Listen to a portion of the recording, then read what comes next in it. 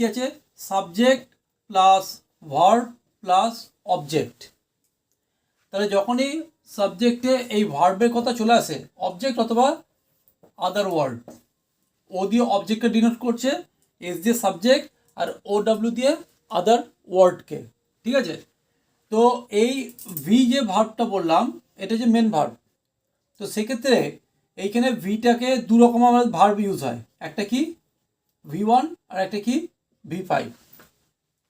V5 বলতে বোঝাচ্ছে যে ভার্বটার সাথে এস বা ইএস যোগ হয়, আর V1টা বোঝাচ্ছে যার সঙ্গে এস বা ইএস যোগ হয় না।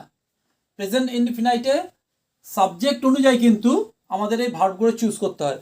যে সিঙ্গুলার যদি সাবজেক্ট হয় তাহলে আমরা V5 পাবো, সাবজেক্ট যদি সিঙ্গুলার হয়, আর সাবজেক্ট যদি প্লুরাল হয় তাহলে কিন্তু আমরা V1 এর সঙ্গে যোগ